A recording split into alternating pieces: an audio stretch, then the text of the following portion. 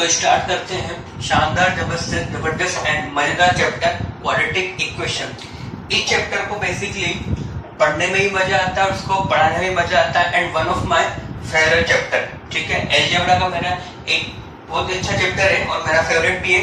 तो ये एक अच्छा इंटरेस्टिंग चैप्टर है जिसमें बेसिकली हमको पढ़ना है क्वाड्रेटिक इक्वेशंस के बारे में।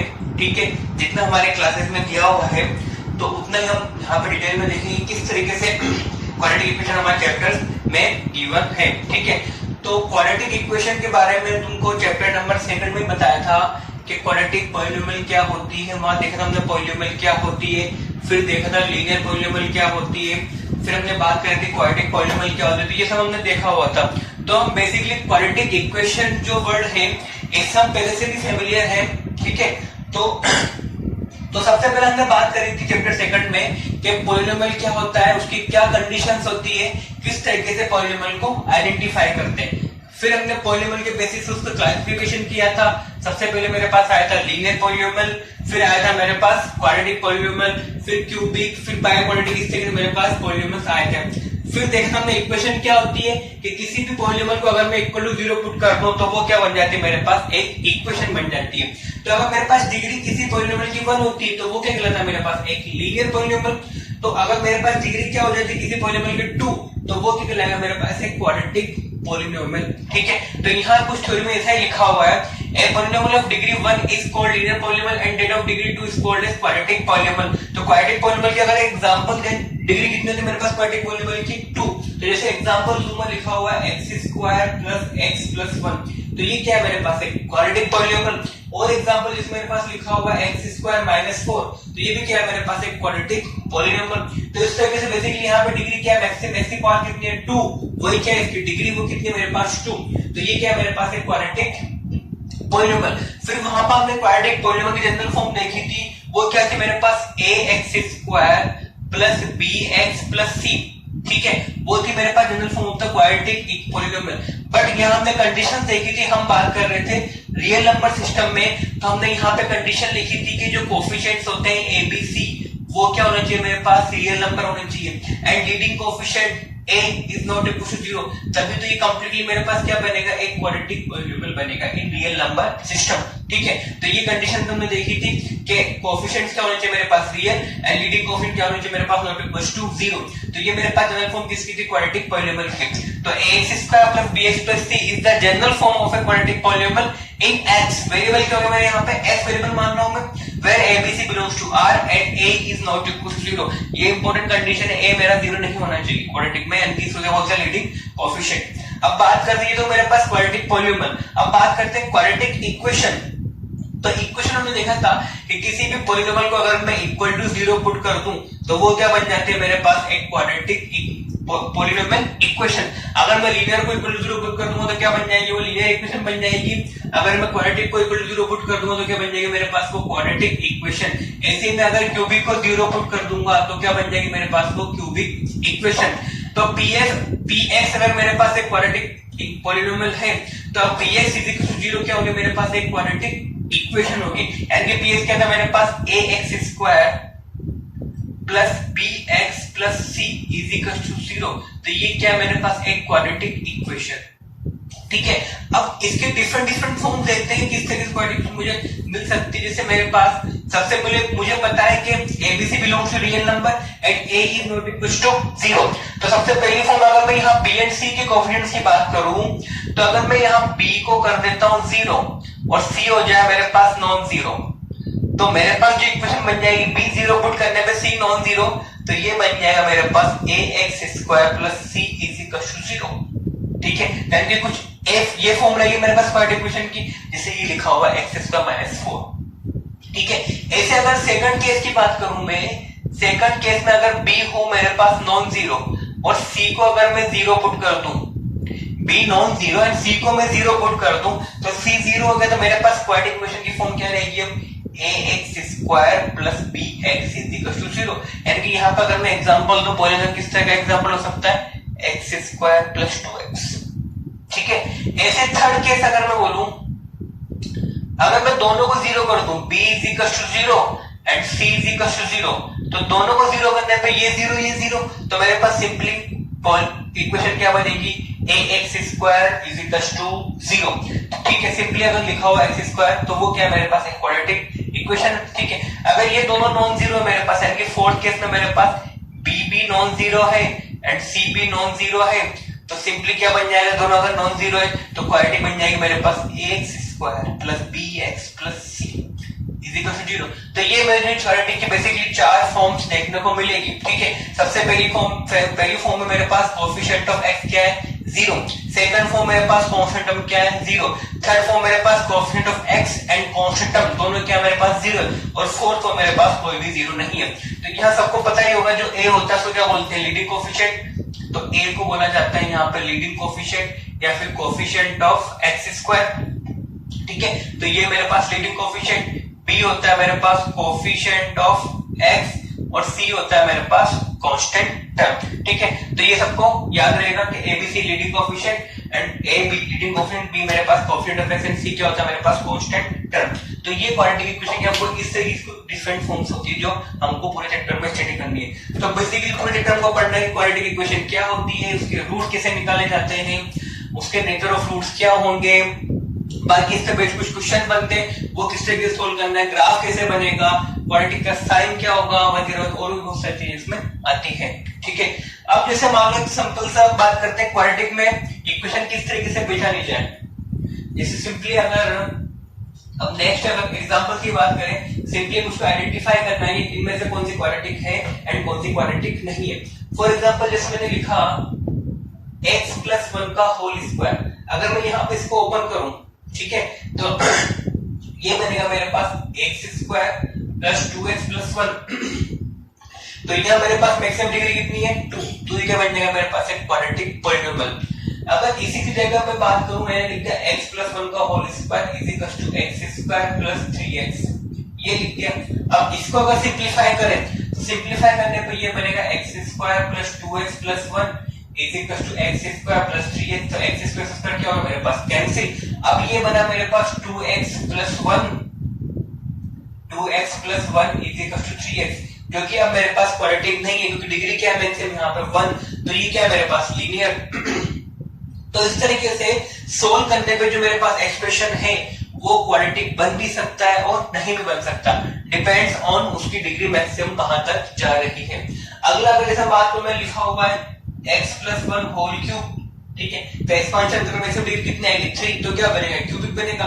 बट इसको अगर मैं इक्वल लिख दूं x³ plus 6x plus 4 equal to 1, तो यहाँ पे a प्लस b का होल क्यूब अगर ओपन करेंगे तो कितना बनेगा a³ यानी कि लिखूंगा मैं x³ plus 3x x² plus 3x plus 1 is equal to लिखा हुआ x³ प्लस 6x प्लस 4। तो x³ क्या हो गया कैंसिल। अब यहाँ से मेरे पास क्या बने मैक्सिमम डिग्री 2, तो यानी कि अब क्या बन गया मेरे पास एक क्वाड्रेटिक एक्सप्रेशन, एक क्वाड्रेटिक पॉलिनोमियल। ठीक है, तो इस तरीके से मुझे सिंपली बेसिकली क्वाड्रेटिक जो पॉलिनोमियल्स उनको आइडेंटिफाई करना होता है, सिंपली सोल्व करने के बाद वो क्वाड्रेटिक बनेगा या नहीं। दिखने में हो सकता है वो क्यूबिक हो, बट हो सकता है सोल्व करने के बाद वो क्वाड्रेटिक वगैरह बन जाए। जैसे कि फॉर एग्जांपल जैसे मेरे पास लिखा है x+1/x, x+1/x, मैं बात करूं क्वाड्रेटिक की तो मेरे ख्याल से सब ये बोलेंगे सर ये पॉलिनोमियल ही नहीं है ना, क्योंकि यहाँ पे देखा जाए मैंने बोला था पावर क्या होनी चाहिए होल नंबर, तो ये लिखा हो बेसिकली x प्लस इसके बाद -1। हमने देखा था पॉलिनोमियल पावर क्या होती है मेरे पास होल नंबर, बट यहाँ पावर क्या है मेरे पास -1, तो ये मेरे पास एक पॉलिनोमियल ही नहीं है, तो क्वाड्रेटिक की बात कहां से करेंगे। ठीक है, तो ये मेरे पास ना पॉलिनोमियल है ना क्वाड्रेटिक, इसकी बात करना ही है। बट इसी को अगर मैं इस तरीके से लिख दूं कि x+1/x इज इक्वल टू 2 लिख दिया मैंने, ठीक है, तो अभी भी मेरे पास ये पॉलिनोमियल, लेकिन इसको अगर मैं सिंप्लीफाई करता हूं, जैसे x एलसीएम लिया तो क्या बनेगा x² plus 1 upon x is equal to 2, तो x² plus 1 is equal to क्या बनेगा 2x। अब मुझे क्या दिख रहा है, ये क्वाड्रेटिक एक्सप्रेशन दिख रहा है, क्वाड्रेटिक पॉलिनोमियल दिख रही है, यानी कि हो सकता है सिंप्लीफाई करने पे वो मेरे पास क्वाड्रेटिक पॉलिनोमियल बन जाए। ठीक है, तो इस तरीके से बेसिकली मुझे क्वाड्रेटिक को पहचानना पड़ता है। अब देखो ये सोल्व करना, अब इसको सोल्व करना इजी पड़ेगा, क्वाड्रेटिक से इजीली सोल्व कर सकते हैं। जैसे कि अगर मेरे पास देखो लिखा है जैसे वेरिएबल, यहाँ मेरे पास t वेरिएबल है, मैं लिखता हूँ इक्वेशन t⁴ - 2t² + 5, ये मेरे को इक्वेशन लिखी। अब यहाँ t अगर मेरे पास वेरिएबल मैक्सिमम पावर कितनी यहाँ पे t की मैक्सिमम पावर 4 है, तो इनकी क्या बनेगा बाई क्वाड्रेटिक। लेकिन इसको अगर मैं चाहूं तो सोल्व करने के पर्पस से अगर मैं टी स्क्वायर बोल दूं x, तो ये बन जाएगा मेरे पास x स्क्वायर, ये हो जाएगा मेरे पास 2x + 5। अब ये मेरे पास क्या बन गया, क्वाड्रेटिक। डिग्री 4 के फिर डिग्री 3 2 को ना सोल्व करना इजी है ना, तो ये सोल्व करना इजी है। अगर ये सॉल्यूशन मिल जाए तो मुझे इसके सॉल्यूशन इजीली मिल जाएंगे। ठीक है, तो बहुत तरीके से हम क्वाड्रेटिक को, बहुत सारे एक्सप्रेशन को हम क्वाड्रेटिक में कन्वर्ट कर सकते हैं ताकि उनका सॉल्यूशन हम इजीली निकाल सकें। हो सकता है दिखने में क्वाड्रेटिक ना हो, बट सोल्व करने में वो मेरे पास क्वाड्रेटिक बन जाए। डिग्री 4 करना, डिग्री 4 सोल्व करना थोड़ा टफ है यहाँ पे, लेकिन जैसे भी इसको यहाँ पे कन्वर्ट करूँ क्वाड्रेटिक में, तो ये सोल्व करना मेरे लिए इजी है। ठीक है, तो इस तरीके से हमको इस पूरे चैप्टर में देखना है क्वाड्रेटिक किस तरीके से होगी या किस तरीके से नहीं होगी। अब बात करते हैं कुछ एग्जांपल्स की। यहाँ लिखता हूं मैं, केवल हमको आइडेंटिफाई करना है कि इनमें से कौन क्वाड्रेटिक है कौन क्वाड्रेटिक नहीं है।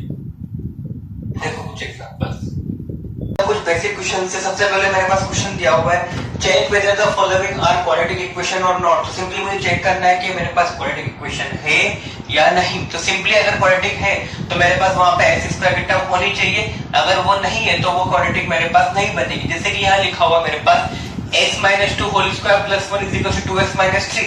तो इसको अगर मैं ओपन करूंगा a - b के होल स्क्वायर से, तो ये बनेगा मेरे पास x स्क्वायर। ठीक है, अगर मैं इसको सिंपली सोल्व करूं, यहाँ पर सॉल्यूशन की बात करूं, तो a पार्ट मेरे पास बनेगा a - b का होल स्क्वायर, तो ये बनेगा मेरे पास x square - 4x + 2 a - b whole square plus 4 is equal to जगह मेरे पास plus 1 is equal to given है मुझे 2x - 3। अब इस पूरे एक्सप्रेशन मेरे पास जो मैक्सिमम पावर x की क्या है 2, यानी कि ये मेरे पास क्या बन जाएगा, एक क्वाड्रेटिक बन जाएगी।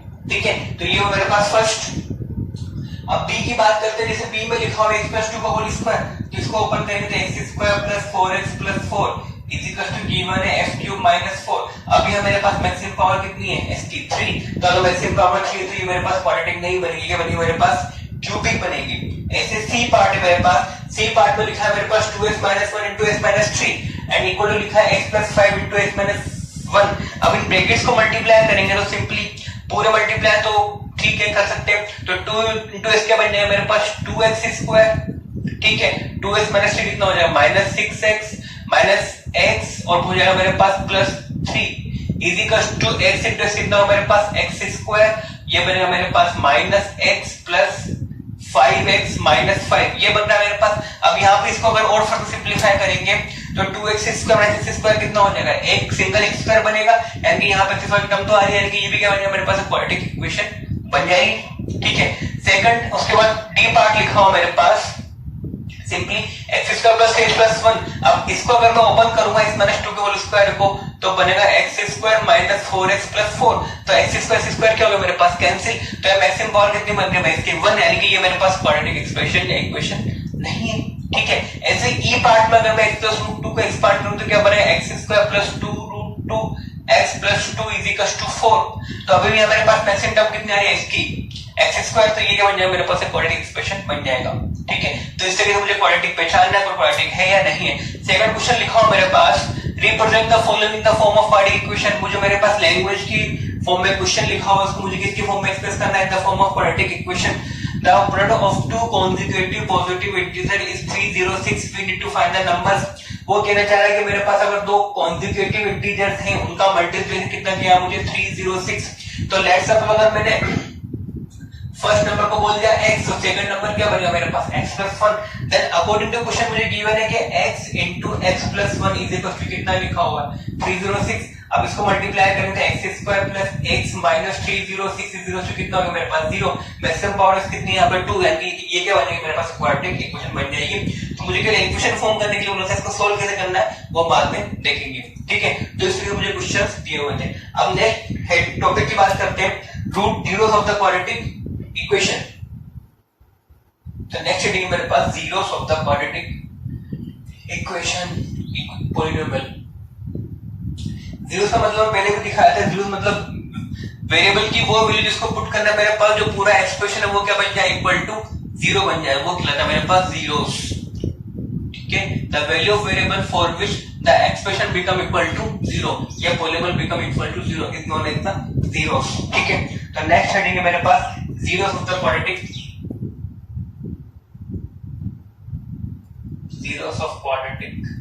ठीक है, एक्सप्रेशन या इक्वेशन है पॉलिनोमियल। ठीक है, तो जीरोस ऑफ द क्वाड्रेटिक की बात करते हैं। The value of the variable x for which the coordinate system become equal to 0 is known as the value of the polymer. Definition में लिखा दे रहा हूं, तो सिंपली x की वो वैल्यू जिसको पुट करना है, मेरे पास जो क्वाड्रेटिक एक्सप्रेशन है वो क्या बन जाए, इक्वल टू 0 बन जाए। वो क्या कहता है, मेरे पास zeros of the quadratic polymer. जैसे for example x² minus 3x plus 2, ये मेरे पास एक क्वाड्रेटिक पॉलीमर है। अब जैसे यहाँ पे मैंने इसको अगर थोड़ी देर के लिए y बोल देता हूं, मैंने यहाँ पे x is equal to put किया 2, x इक्वल टू पुट किया मैंने 2, तो 2 पुट करने पे बनेगा 4 माइनस 6 प्लस 2, 2 स्क्वायर 4, 3 into 2 6 और 2, तो ये कितना हो गया मेरे पास 4 प्लस 2 6 माइनस 6 कितना हो गया 0, यानी कि y कितना हो गया मेरे पास 0। अब इसी एक्सप्रेशन में अगर मैं x को पुट कर दूं 1, तो 1 पुट करने पे कितना आएगा मेरे पास 1 माइनस 3 प्लस 2, तो कितना हो गया 3 माइनस 3 कितना हो गया 0। अभी मेरे पास y कितना हो गया 0 आ रहा है, ठीक है। अगर मैं लेट्स सपोज और वैल्यू पुट करूं, लेट्स सपोज होने के लिए -1, तो -1 अगर पुट करता हूं तो ये बनेगा मेरे पास y is equal to 1 plus 3 plus 2, तो ये कितना होगा मेरे पास 6। अब यहाँ पे मेरे पास 0 नहीं आ रहा, यानी कि x इज इक्वल टू जो मैंने -1 पुट किया है वो इसका 0 नहीं है। तो value of the variable for which the expression become equal to 0 is known as the zeros of the quadratic expression, ठीक है। तो यानी कि जो मेरे पास क्वाड्रेटिक एक्सप्रेशन उसके जीरोस क्या है मेरे पास, एक तो x is equal to 2 and x is equal to 1। हमने देखा था वहां पे कि किसी भी पॉलीनोमियल के मेरे पास उसकी डिग्री के रेस्पेक्ट में रूट होते हैं, कि जितनी उसकी डिग्री होती है मैक्सिमम उसके उतने ही रूट्स आते हैं। वो रूट्स रियल भी हो सकते हैं और इमेजिनरी भी हो सकते हैं, depends on the equation and coefficient, ठीक है। तो यह लिख सकते हैं ए quadratic equation has maximum 2 roots or 2 zeros if a quadratic equation has more than 2 roots, then it becomes an identity, ठीक है।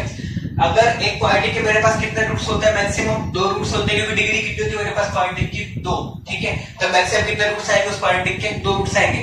बट अगर किसी क्वाड्रेटिक के मेरे पास अगर 2 से ज्यादा रूट्स आ जाते हैं, लेट्स सपोज किसी क्वाड्रेटिक के मेरे पास अगर 3 रूट्स आ जाते हैं, तो वो क्वाड्रेटिक मेरे पास क्या बन जाती है, एक आइडेंटिटी बन जाती है। आइडेंटिटी का मतलब यानी कि अगर उस क्वाड्रेटिक के मेरे पास 3 रूट्स हो गए, तो वो क्वाड्रेटिक जो एक्सप्रेशन रहेगा वो s की हर एक वैल्यू के लिए सेटिस्फाइड रहेगा, वो कहलाती है मेरे पास आइडेंटिटी।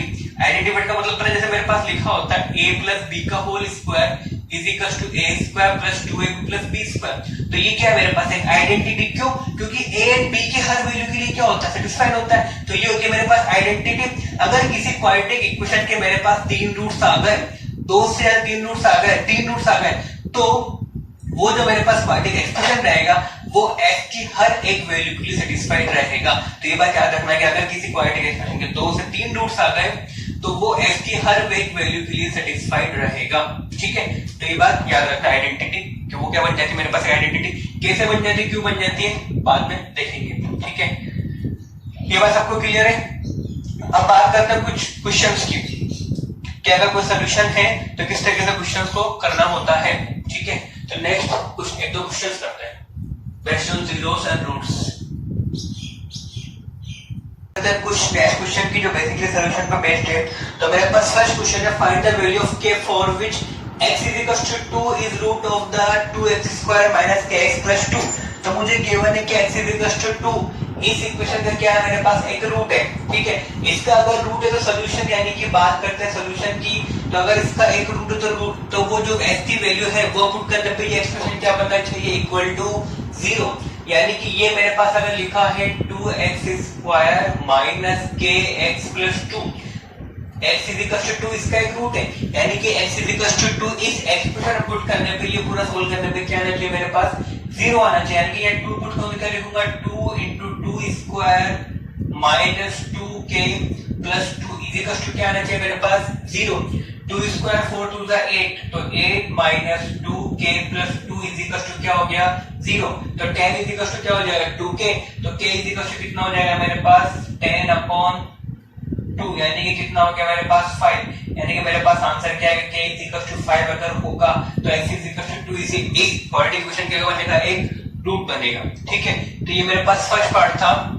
ये पार्ट अब बी पार्ट में मुझे गिवन है x is equals to 1 is root of this expression। वापिस से मुझे x is equals to 1 इसका एक रूट है, यानी कि यहाँ पुट कर देंगे तो एक्सप्रेशन था मेरे पास kx square plus 4 plus k, तो x is equals to 1 इसका एक रूट है, तो पुट करना पड़ेगा k, 1 का स्क्वायर 1 हो जाएगा plus 4 plus k is equal to क्या आना चाहिए मेरे पास 0।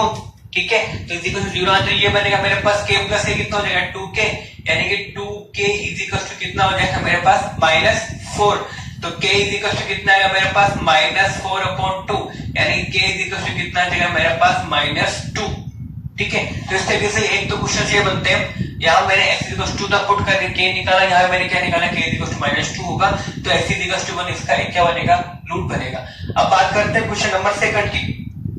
सेकंड है if x is equals to 2 and x is equals to 3 are the roots of the equation and x is equals to 2 and x is equals to 3 इसकी क्या मेरे पास roots है, then find the value of k and m। अब मुझे क्या निकालनी, k and m की values निकालनी है। सिंपली अगर x is equals to 2 इसका रूट तो पुट करने में क्या बनेगा एक्सप्रेशन 0, ऐसे x is equals to 3 इसका एक रूट तो पुट करने में क्या बनेगा 0, तो मेरे पास दो इक्वेशन बनेगी k and m में, दो इक्वेशन दो अननोन सोल्व कर सकता हूं इजीली। ठीक है, देखो किस तरीके से, तो मुझे बोला हुआ है उसमें कि x इज इक्वल टू 2 इसका रूट है, तो पुट कर देते हैं वहां पे, तो 2 पुट करने पे क्या बनेगा 0। सबसे पहले लिख देते हैं एक्सप्रेशन।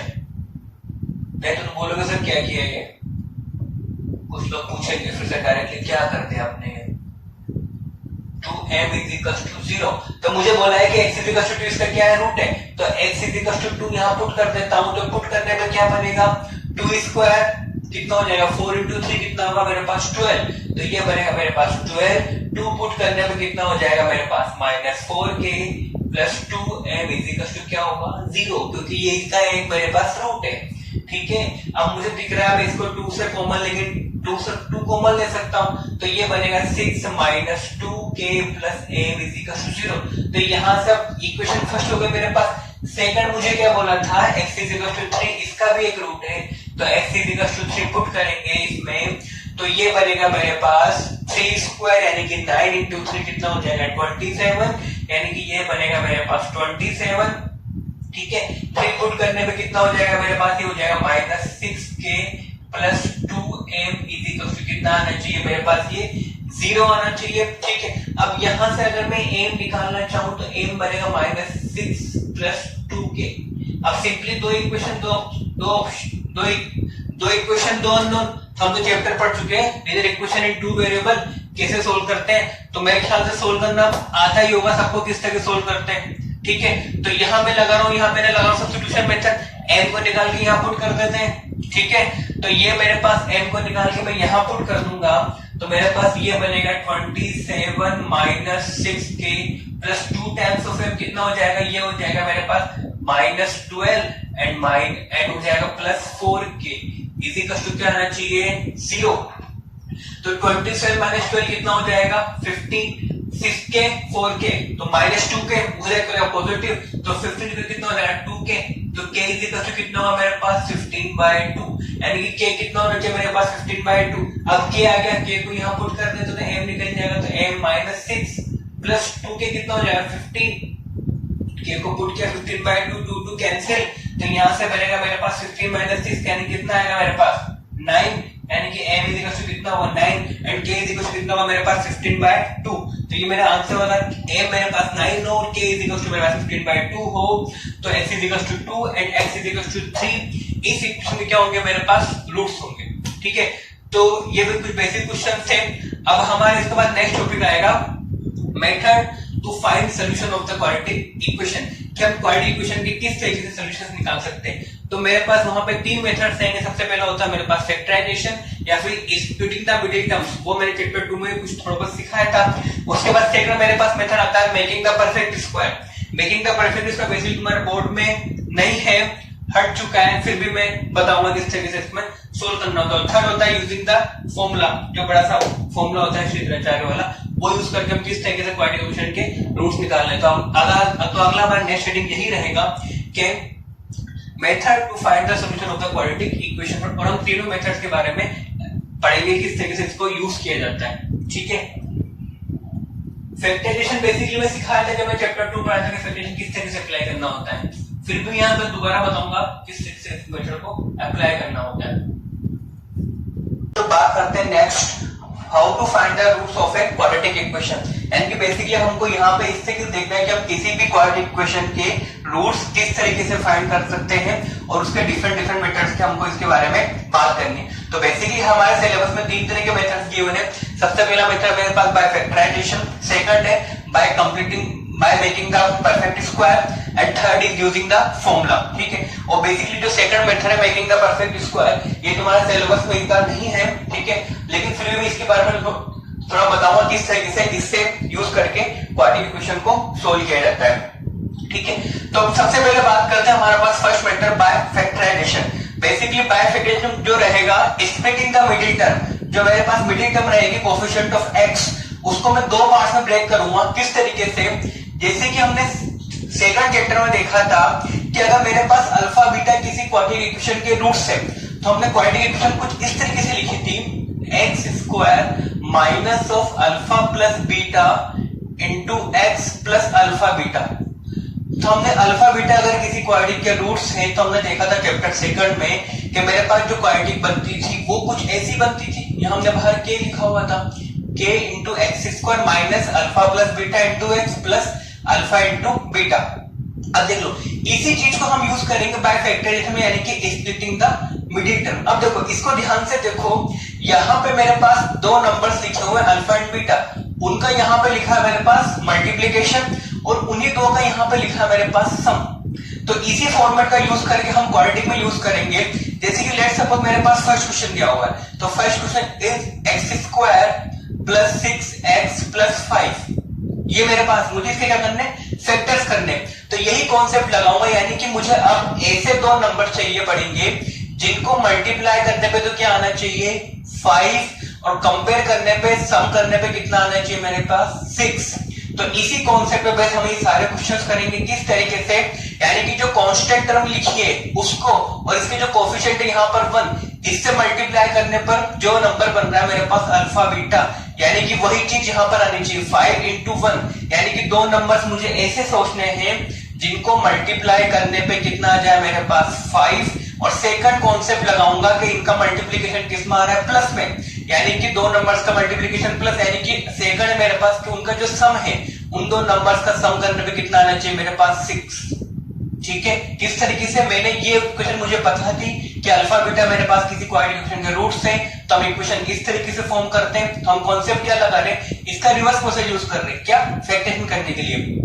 अब इनको कंपेयर करूंगा तो अल्फा इंटू बीटा कितना आएगा मेरे पास 5 और अल्फा प्लस बीटा कितना आएगा मेरे पास 6, यानी कि अब मैं यहाँ पे ऐसे दो नंबर सोचूंगा जिनको मल्टीप्लाई करने पे 5 आना चाहिए और ऐड करने पे क्या आना चाहिए 6। तो इसी तरीके से कॉन्सेप्ट को हम यहाँ पर अप्लाई करेंगे। अब देखो क्वेश्चन में इसको किस तरीके से अप्लाई करना होता है।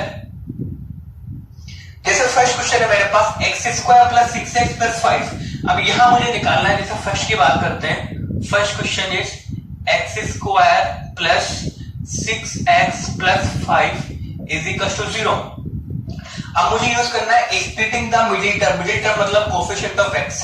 ठीक है, किस तरीके से, सबसे पहले तुम लीडिंग कोएफिशिएंट क्या है यहाँ पर 1 एंड कांस्टेंट क्या मेरे पास 5, इन दोनों को मल्टीप्लाई करो, यानी क्या होगा 1 इंटू 5। तो यहाँ मेरे पास मल्टीप्लाई करने पे क्या है प्लस 5 है। ठीक है, एंड सेकंड मेरे पास यहाँ लिखा है 6, यानी कि वही कॉन्सेप्ट लगाएंगे, यानी कि दो नंबर्स मुझे a एंड b ऐसे सोचते जिनको मल्टीप्लाई करने पे क्या आना चाहिए मेरे पास 5, और यहाँ मेरे पास दोनों का मल्टीप्लीकेशन क्या है पॉजिटिव, यानी कि दोनों को जो ऐड करने पर a प्लस बी वो कितना होना चाहिए मेरे पास 6।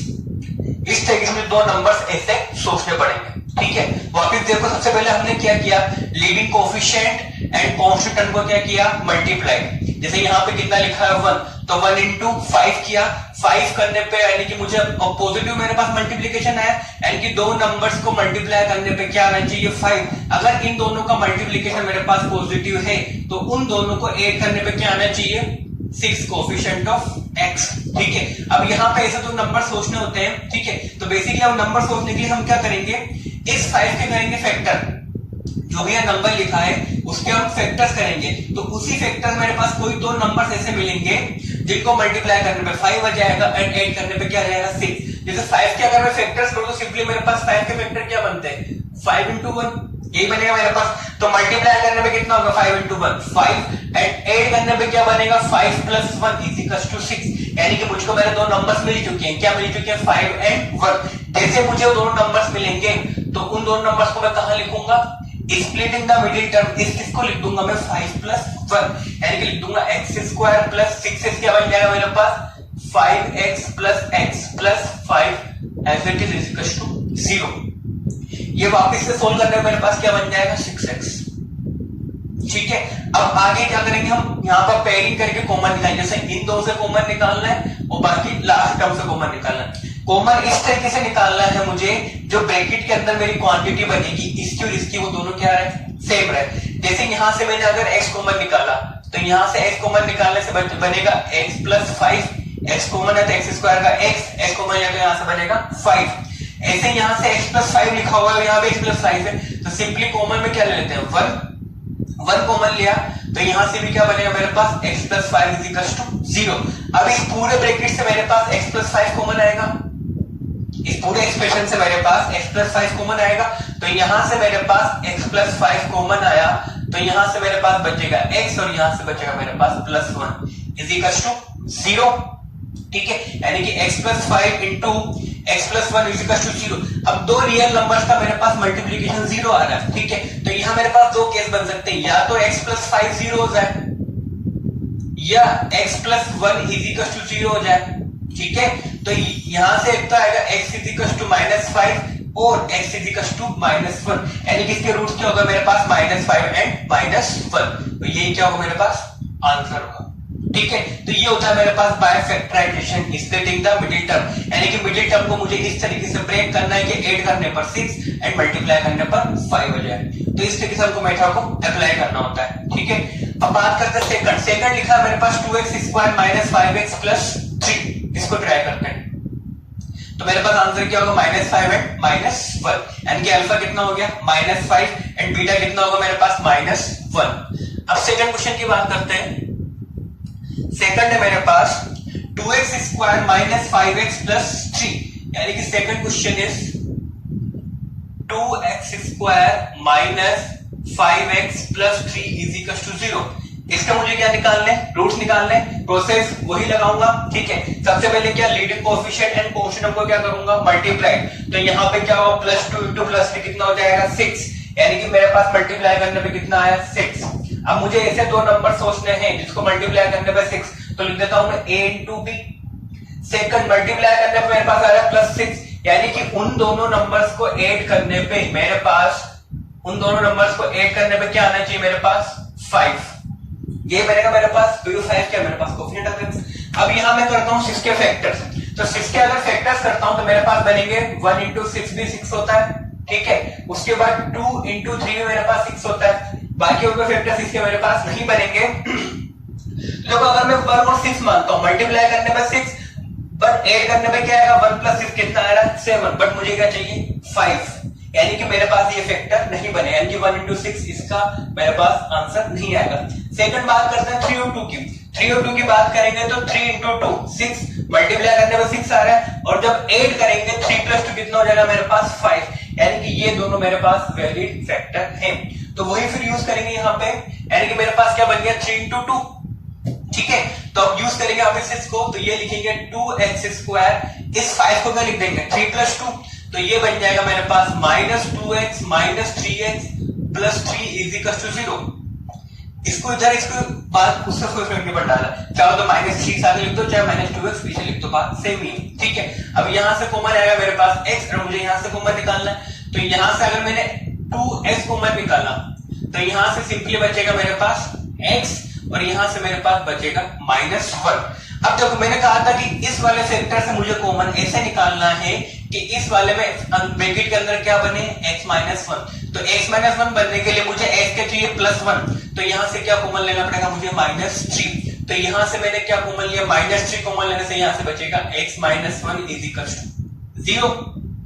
अब पूरे फैक्टर से क्या कॉमन लूंगा मैं x -1 और यह हो जाएगा मेरे पास 2x - 3 इज इक्वल टू 0। वापस से दो नंबर्स का मल्टीप्लिकेशन 0, यानी कि या तो x -1 इज इक्वल टू 0 बनेगा या 2x - 3 इज इक्वल टू 0। तो यहां से आएगा मेरे पास x इज इक्वल टू 1 और यहां से आएगा मेरे पास x इज इक्वल टू 3/2। यही क्या होगा मेरे पास आंसर। ये x इज इक्वल टू 1 होगा या फिर x इज इक्वल टू 3 होगा, दोनों में और लगाए एंड नहीं है, दोनों में से एक ही x ले सकता है, दो थोड़े एक साथ रहेंगे, या तो x इज इक्वल टू 1 होगा या फिर x इज इक्वल टू 3/2 होगा। ठीक है, तो ये हुआ मेरे पास सेकंड क्वेश्चन। ठीक, अब थर्ड की बात करते हैं। थर्ड लिखा है मेरे पास 5x square is equal to -16x - 12। तो इस सबसे पहले इसको बनाते हैं इक्वेशन। इक्वेशन बनाने के लिए इस सारे इसको इधर ले जाएंगे, तो यहाँ पे क्या हो जाएगा मेरे पास इक्वल टू 0। तो थर्ड क्वेश्चन की बात करते हैं। तो थर्ड है मेरे पास, ये मेरे पास लिखा हुआ है 5x स्क्वायर, इसको इधर लाके क्या हो जाएगा मेरे पास +16x + 12 इज इक्वल टू 0 बनेगा। ठीक है, वापस से लीडिंग कोएफिशिएंट है, कांस्टेंट टर्म को मल्टीप्लाई करेंगे तो क्या बनेगा 5 × 12 कितना आएगा +60, यानी कि दो नंबर्स मल्टीप्लाई करने पे क्या आना चाहिए मेरे पास 60। ठीक है, वापस से 60 मल्टीप्लाई करने और उनको ऐड करने पे क्या आना चाहिए मेरे पास a + b करने पे 16, ये 60 और ये आना चाहिए मेरे पास a × b करने पे 60। ठीक है, अब ऐसे दो नंबर इनको मल्टीप्लाई करने पर 60 एंड ऐड करने पे आना चाहिए मेरे पास 16। अब नंबर सोचते हैं, देखो सिंपली क्या करना है, मुझे 60 के फैक्टर करने हैं, तो सबसे छोटे नंबर से स्टार्ट करते हैं। जैसे सबसे छोटा नंबर मेरे पास टाइम फैक्टर बनेगा 2, यानी कि ये मेरे पास बन सकता है 2 × 30, 2 से डिवाइड करने पे। अगला का बात करते हैं 3 से, 3 से डिवाइड करेंगे तो कितना बनेगा 3 × 20। ठीक है, उसके बाद 4 पे जाएंगे तो 4 से बनेगा ये 4 × 15। 5 पे जाएंगे तो 5 से बनेगा मेरे पास 5 × 12। ठीक है, 6 पे जाएंगे तो बनेगा 6 × 10। ठीक है, 7 8 वगैरह आगे तो फैक्टर्स कर सकते हैं। ठीक, तो यहां मेरे पास कितना पहुंच गया 6 तक पहुंच गया, आगे 10 11 बाकी सब रिपीट कर जाएंगे। ठीक, तो देखो अगर मैं बोलता हूं 2 × 30 मल्टीप्लाई करने पे 60, ऐड करने पे कितना आएगा 32, बट मुझे कितना चाहिए 60, यानी कि ये मेरे पास वैलिड नहीं है। अगला लिखा है 3 × 20 कितना आएगा मल्टीप्लाई करने पे 60, मल्टीप्लाई करने पे 60 बट ऐड करने पे 23, यानी कि ये भी मेरे पास वैलिड नहीं है। अगला लिखा है 4 × 15 मल्टीप्लाई करने पे 60 बट ऐड करने पे 19, यानी कि ये भी वैलिड नहीं है। अगला लिखा है 5 × 12 मल्टीप्लाई करने पे 60 बट ऐड करने पे 17, तो ये भी मेरे पास वैलिड नहीं है। अगला लिखा है 10 × 6 मल्टीप्लाई करने पे 60 और ऐड करने पे 60, यानी कि ये मेरे पास एक वैलिड फैक्टर है, यानी कि मेरे पास फैक्टर क्या बन गया 6 और 10। ठीक, तो यहाँ पे 6 और 10 फैक्टर बन गया, तो यहाँ पर वापस से नेक्स्ट स्टेप क्या रहेगी मेरे पास, ये लिखूंगा मैं 5x स्क्वायर, यहां लिख दूंगा 16 को मैं +10x +6x +12 as it is. ठीक, तब यहां से मेरे पास दोनों से क्या कॉमन आएगा 5x, यहां से कॉमन आएगा मेरे पास 5x, तो 5x कॉमन लेना, यहां से बचेगा x और यहां से हो जाएगा मेरे पास 2। ठीक है, अब यहां से कॉमन ले सकता हूं मैं 6, तो यहां से बचेगा x + 2 इज इक्वल टू 0। तो सिंपली ये बन गया मेरे पास x + 2 और ये हो जाएगा मेरे पास 5x + 6 इज इक्वल टू 0। तो वही, या तो x इज इक्वल टू क्या हो जाएगा -2, या x इज इक्वल टू कितना हो जाएगा -6/5। ठीक है, सबको क्लियर किस तरीके से करना है। चलो अब आगे फोर्थ की बात करते हैं। ठीक है, तो ये मेरे थर्ड क्वेश्चन सबको क्लियर है। अब फोर्थ देखो, फोर्थ है मेरे पास 8x स्क्वायर -22, ठीक है -21। ठीक है, तो ये मैं वैसे तुमको होमवर्क दे रहा हूं, उसको ट्राई करना, हो जाएगा इजीली। 8 × 21 यानी कि दो नंबर्स को मल्टीप्लाई करने पर, देखो मैं बता देता हूं। फोर्थ की बात करते हैं तो फोर्थ लिखा है मेरे पास 8x square -22x -21 is equal to 0। तो यहाँ पे बेसिकली अब मेरे पास देखो लीडिंग कोएफिशिएंट कितना है मेरे पास 8 और कोएफिशिएंट टर्म कितनी है मेरे पास 21। ठीक है, तो यहाँ पे अगर देखो तो लीडिंग कोएफिशिएंट और कांस्टेंट टर्म को मल्टीप्लाई करेंगे, यानी कि 8 × 21, तो वो आएगा मेरे पास नेगेटिव में। तो यहाँ मेरे पास 21 × 8 जो भी आएगा, तो दो नंबर्स को मल्टीप्लाई करने मेरे पास ये आना चाहिए। ठीक है, और उन्हीं दो नंबर्स ए और बी को ऐड करने पे क्या आना चाहिए मेरे पास। अब देखो यहाँ पे इन दोनों का मल्टीप्लीकेशन क्या आ रहा है नेगेटिव में, क्यों, क्योंकि ये +8 ये -21 है। ठीक है, तो मल्टीप्लीकेशन क्या आएगा इनका माइनस में आएगा। ठीक है, तो अब यहाँ पर हम प्लस नहीं लिखते, यहाँ पे लिखेंगे हम माइनस, यानी कि उन दोनों का डिफरेंस करने मेरे पास कितना आना चाहिए 22। जब भी leading coefficient and constant term का मेरे पास मल्टीप्लीकेशन नेगेटिव आता है तो मल्टीप्लाई करने पे तो वो नंबर बनना चाहिए, बट जो उनका डिफरेंस कर देंगे, क्योंकि मल्टीपल क्या है मेरे पास नेगेटिव, तो अब a माइनस बी मेरे पास कितना आना चाहिए 22, ठीक है। अब ऐसे दो नंबर सोचने मुझे, मल्टीप्लाई करने पे ये आना चाहिए और डिफरेंस करने पे 22, तो सिंपली इसको मल्टीप्लाई मत करो, ऐसे ही सोचो जैसे यहाँ पे 21 इंटू 8 लिखा है, मल्टीप्लाई करने पे तो नंबर ये आएगा सही, और इनका डिफरेंस करने में कितना आएगा 21 माइनस 8, तो बचेगा मेरे पास 13, बट मुझे क्या चाहिए 22। अब यहाँ पे क्या करो, इनके फैक्टर्स हो जाए, 22 को लिख सकता हूँ मैं 7 इंटू 3 लिख सकता हूँ, और इस 8 को थोड़ी देर के लिए 8 लिख देते हैं, अगर यहाँ से मुझे फैक्टर मिल गया तो ठीक है, तो बाकी फिर 8 के फैक्टर कर देंगे। अब यहाँ पे इनकी पेयरिंग करो, पेयरिंग करो क्योंकि इन तीनों नंबर्स को मल्टीप्लाई करने में तो यही आना है, तो मल्टीप्लिकेशन तो छोड़ दो। अब बात करें डिफरेंस की, अब इनके आपस में पेयरिंग करो, जैसे मान लो मैं इसकी पेयरिंग करता हूं तो कितना हो जाएगा 56 इंटू 3 करने पे मेरे पास ये नंबर बनेगा, ठीक है। अब देखो लेकिन डिफरेंस करने में कितना आएगा 53, जो कि मुझे नहीं चाहिए, यानी कि ये पेयरिंग मेरे पास वैलिड नहीं है, ठीक है। तो अब एक और पेयरिंग करते हैं, जैसे अब मैंने 7 8 लिया था, अब एक बार मैं कर देता हूं 8 और 3 लेते हैं, तो 8 और 3 लूंगा तो बनेगा 7 इंटू 24, ठीक है। 7 इंटू 24 बनेगा, तो ये भी मेरे पास एक वैलिड पेयरिंग नहीं, क्योंकि मल्टीप्लाई करने पर आ रहा है, लेकिन इनका डिफरेंस मेरे पास 22 नहीं आ रहा है। चलो अब इनकी ये वैलिड पेयरिंग नहीं हुई मेरे पास, अब वापस से 8 के फैक्टर्स कर देते हैं, तो 7 इंटू 3, 8 को लिख देता हूं मैं 4 इंटू 2, ठीक है। अब देखो जो पेयरिंग हम कर चुके थे वो जो छोड़ दो, अब यहाँ पर देखो मैं ये कर चुका था, ये कर चुका था, अब ऐसा करते हैं एक बार इसको लेते हैं, एक बार इसको लेते हैं, ठीक है। तो पेयरिंग करने पे ये बनेगा 7 इंटू 4 कितना हो जाएगा मेरे पास 28, और 3 इंटू 2 कितना हो जाएगा 6, ठीक। तो 20 इंटू 6 करने मेरे पास ये नंबर आएगा। अब इनका डिफरेंस करें, 28 माइनस 6 कितना बनेगा मेरे पास 22, यानी कि मुझे नंबर्स मिल गए, यानी कि नंबर्स क्या हो मेरे पास 28 एंड 6।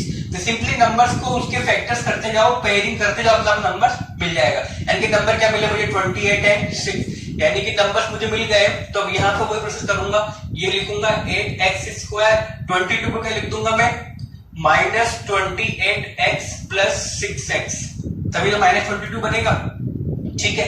वो माइनस 21 एज इट इज, ठीक। अब यहां से देखो क्या कॉमन निकाल सकता हूं मैं, एक तो कॉमन आएगा 4x कॉमन निकाल लेता हूं यहां से, ठीक है। तो 4x कॉमन निकालेंगे तो यहां से बचेगा मेरे पास 2 इंटू x, 4 से कॉमन निकालने पे ये बनेगा मेरे पास 7, ठीक। अब यहां से 6x माइनस 21, तो यहां से मैं कॉमन निकाल सकता हूं 3, तो 3 कॉमन निकालने से ये बचेगा मेरे पास 2x, और 3 कॉमन निकालने पे 21 से बनेगा मेरे पास 7, तो यहां उस पूरे से मेरे पास कॉमन आएगा 2x माइनस 7, और ये हो जाएगा मेरे पास 4x plus 3 is equal to 0। तो यहां से मेरे पास दो आंसर्स आएंगे, x इज इक्वल टू आ गया तो 7/2, यहां से आएगा मेरे पास -3/4, ठीक है। तो दो आंसर्स मिल गए, यानी कि फोर्थ क्वेश्चन में मेरे पास इजीली हुआ। यहाँ पे मैंने डिफरेंस क्यों लिया, क्योंकि इन दोनों का मल्टीप्लिकेशन क्या आ रहा था मेरे पास नेगेटिव, जब भी leading coefficient and constant term का मल्टीप्लिकेशन नेगेटिव आता है तो मुझे क्या करना पड़ेगा, दोनों नंबर्स का डिफरेंस। आगे बढ़े, बात करते हैं क्वेश्चन नंबर 5 की।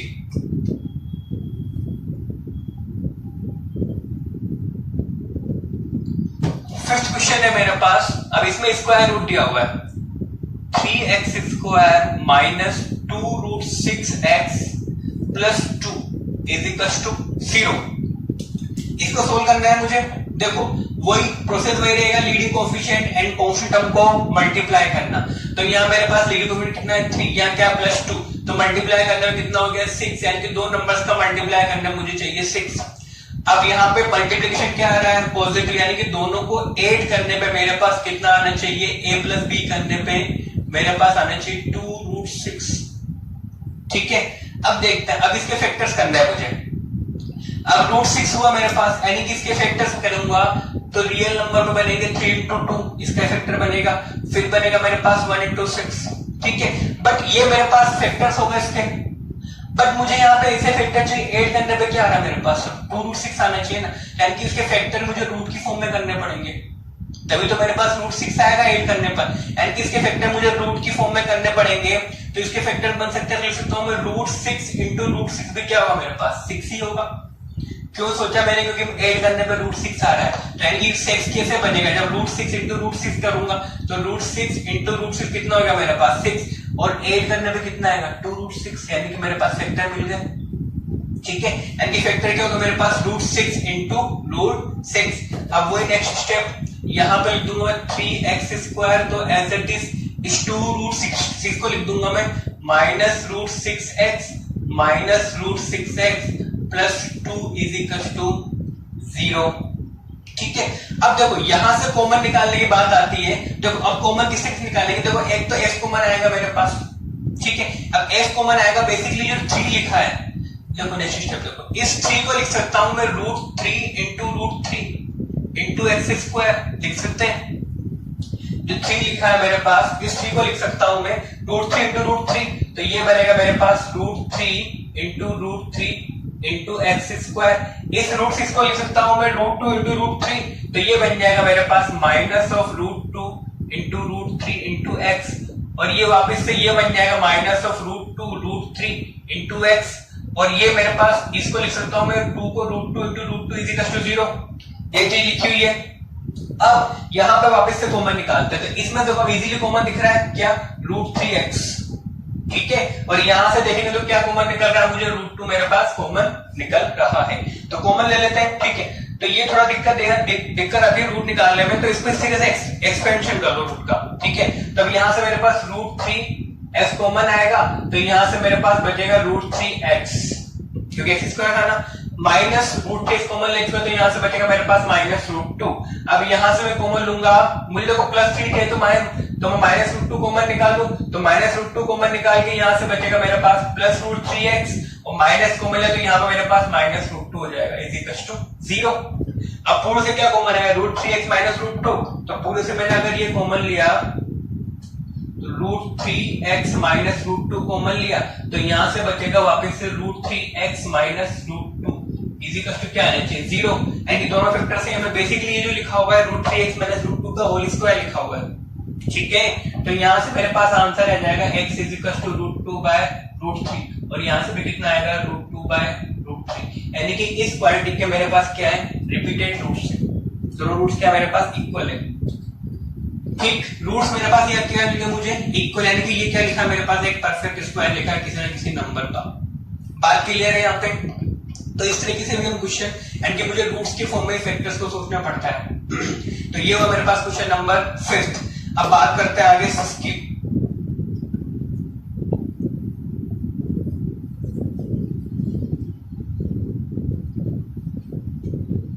देखो 6 को बेसिकली मल्टीप्लाई करेंगे -2 इंटू 3, कितना होगा -6 है ना, -6 बनेगा, तो मल्टीप्लाई करने में कितना आना चाहिए 6, और मल्टीप्लिकेशन मेरे पास नेगेटिव माना, तो a माइनस b करने में कितना आना चाहिए 1, तो सिंपली फैक्टर क्या होगा 3 और 2, तो ये तुम इजीली कर सकते हो। आगे बात करते हैं 7th की, तो 7 में भी देखा जाए तो मेरे पास √2 इंटू 5√2 मल्टीप्लाई करने में कितना हो जाएगा 5 इंटू 2 यानी कि 10, और यानी कि दो नंबर्स इनको मल्टीप्लाई करने पे 10 और ऐड करने पे क्या आना चाहिए 7, तो नंबर बेसिकली बन जाएंगे 5 और 7। तो ठीक है, ये हिंट दे दो, यहाँ पे मेरे पास नंबर बन जाएंगे 3 और 2, और यहाँ पे मेरे पास नंबर हो जाएंगे 5 और 2, तो 6 एंड 10 इजीली कर सकते हो। चलो अब बात करते हैं 8th की। ठीक है, 8 लिखा है मेरे पास, वो भी इजी हो जाएगा, तो 8 ट्राई करना। ठीक है, सोचना ऐसे दो नंबर्स मल्टीप्लाई करने पे 6 आ जाए। ठीक है, मल्टीप्लाई करने पे मेरे पास नेगेटिव आ रहा है, तो मल्टीप्लाई करने पे 6, और डिफरेंस करने में कितना आ जाए 2√2। ठीक है, तो सोचना इसको किस तरीके से किया जाए। ठीक है, हिंट देता हूं मैं 6 माने कि 6 के मल्टीप्लाई करने पे 6 के फैक्टर बनेंगे 3 इंटू 2। ठीक है, अब मुझे चाहिए √2, तो √2 चाहिए के लिए क्या कर दूंगा, इस 2 को लिख दूंगा √2 इंटू √2, तो डिफरेंस करने पे क्या चाहिए 2√2, यानी कि एक बना लो 3√2, एक बन जाएगा √2, तो 3√2 माइनस √2 कितना हो जाएगा 2√2, तो सिंपली क्वेश्चन नंबर 8 सबसे हो सकता है। तो फैक्टर्स मिल गया मुझे 3√2 एंड √2, मल्टीप्लाई करने पे 6 एंड डिफरेंस करने पे 2√2। ठीक, अब 9 मेरे पास लिखा है x² - 9, इस हमने सोल्व भी किया होगा। 9 की बात करते हैं, तो 9 सिंपली मेरे पास लिखा है x² एंड लिख दिया मैंने 3² 0, सिंपल है। तो वैसे भी सोच सकते हो ऐसे दो नंबर्स, अब यहाँ पे मेरे पास कोएफिशिएंट ऑफ x क्या है 0, तो उनको ऐड करने में क्या आना चाहिए 0, मल्टीप्लाई करने में क्या आना चाहिए 9। ठीक है, तो नंबर क्या बनेंगे 3 एंड -3। ठीक है, तो ये बन जाएगा मेरे पास x² - 3 इसका लिख सकता है 0, यानी कि यहाँ से बनेगा x + 3, ये हो जाएगा मेरे पास x - 3 0, तो सिंपली आंसर क्या आएगा मेरे पास -3 एंड +3। ठीक, बात क्लियर है। अब 10 की बात करूं तो 10 में सबसे पहले क्या करो, 8 को एलसीएम ले लेंगे। 10th में 8 को एलसीएम ले लेंगे तो मेरे पास बन जाएगा वो 16x square minus 8x plus 1 is equal to 0। तो क्वेश्चन इजी हो गया। वो 8 जो था वो मल्टीप्लाई होगा 0 से, तो 1 इंटू 16 यानी कि दो नंबर्स मल्टीप्लाई करने पे 16 और 8 करने पे क्या आना चाहिए मेरे पास 8, मल्टीप्लाई करने पे 16 और 8 करने पे 8, तो क्या बनेगा 4 इंटू 4। तो सिंपली बस इसके क्या फैक्टर जाएंगे 4 इंटू 4। तो बाकी क्वेश्चन इजीली कर सकते हो, ठीक है। चलो ये तो वो क्वेश्चन, अब आगे और क्वेश्चन की बात करते हैं। ये सब क्वेश्चन ट्राई कर लेना और इसके आंसर बताना मुझे, इनके रूट्स क्या आते हैं 6, 7, 8, 9, 10 के। आगे कुछ और क्वेश्चन की बात करते हैं। तो स्टार्ट करते हैं नए क्वेश्चन, कुछ क्वेश्चन के बारे में। Question number 2 is solve the following. तो सोल्व करने का मतलब बेसिकली मुझे x की वो वैल्यू निकालनी है जिसको पुट करने पे तो LHS और RHS दोनों क्या हो जाए, इक्वल हो जाए। तो मेरे पास फर्स्ट क्वेश्चन है 1 upon x minus 2 plus 2 upon x minus 1 is equal to 6 by x। यानी कि मुझे वो x निकालना है जिसको यहाँ पे पुट करने पे मेरे पास LHS एंड RHS दोनों क्या हो जाए, इक्वल हो जाए, ठीक है। देखो किसको किस तरीके से करेंगे। तो सिंपली सबसे पहले वही बेसिक स्टेप सबका एक क्या लेना पड़ेगा मुझे, एलसीएम। अगर मैं क्वेश्चन नंबर फर्स्ट की बात करता हूं, मेरे पास लिखा है 1 upon x minus 2 plus 1 upon x minus 2 plus 2 upon x minus 1 is equal to 6 upon x, ठीक है। तो यहाँ पे इन दोनों का एलसीएम लेते हैं तो मेरे पास यहाँ पे एलसीएम बनेगा x minus 2 into x minus 1। तो यहाँ मेरे पास एलसीएम आएगा x minus 2 into x minus 1। तो x माइनस 2 कैंसिल, तो वहां बनेगा 1 इंटू x माइनस 1, तो वो हो जाएगा मेरे पास x माइनस 1, ठीक है। तो ये हुआ मेरे पास x minus 1 plus 2 times of 2x minus 4 हो जाएगा इज इक्वल टू गिवन है मुझे 6 अपॉन x, ठीक है। तो यहाँ पे बनेगा x प्लस 2 कितना है मेरे पास 3x minus 5 upon x minus 2 into x minus 1 is equal to 6 upon x। अब क्या करेंगे यहाँ पे क्रॉस मल्टीप्लीकेशन, तो s को मल्टीप्लाई करेंगे इससे, तो मेरे पास बनेगा 3x square minus 5x is equal to 6 into ये दोनों ब्रैकेट्स को मल्टीप्लाई करेंगे, तो ये दोनों ब्रैकेट्स मल्टीप्लाई करने मेरे पास बन जाएगा basically x square minus 3x plus 2, ठीक है। सिंपली 6 इंटू दिस बनेगा, तो मैंने ब्रैकेट्स को मल्टीप्लाई कर दिया तो बनेगा x square minus 2 minus 1 minus 3 and 2 into 1 2, ठीक है। अब यहाँ पे बनेगा 6x square minus 3x square कितना हो जाएगा मेरे पास 3x स्क्वायर माइनस 18 प्लस 5, तो वो हो जाएगा मेरे पास माइनस 13x, वो हो जाएगा मेरे पास 12 and plus 12 is equal to 0। अब मुझे क्या मिली यहाँ पे quadratic 3x square minus 13x plus 12, तो वही लगाएंगे हम यूजिंग द फैक्टराइजेशन। तो यहाँ पे क्या बेसिकली 3 इंटू 12 कितना होगा मेरे पास 36, यानी कि ये बनेगा मेरे पास 36 is equal to a into b और a प्लस b मेरे पास होना चाहिए 13। तो सबसे पहले अगर 2 से करते हैं तो 18 इंटू 2 बनेगा, मल्टीप्लाई करने में 36 बट ऐड करने में कितना आएगा 20। आगे बढ़ते हैं 3 से करेंगे तो 3 इंटू 12 36 बट ऐड करने पे 15, वो भी पॉसिबल नहीं है। आगे बात करते हैं अगर 3 के बाद 4 पे, ठीक है, तो 4 इंटू 9 36 एंड 9 प्लस 4 13, यानी मुझे फैक्टर्स क्या मिल गए 9 एंड 4, यानी कि ये बन जाएगा मेरे पास 3x square minus 9x minus 4x plus 12 is equal to 0, ठीक है।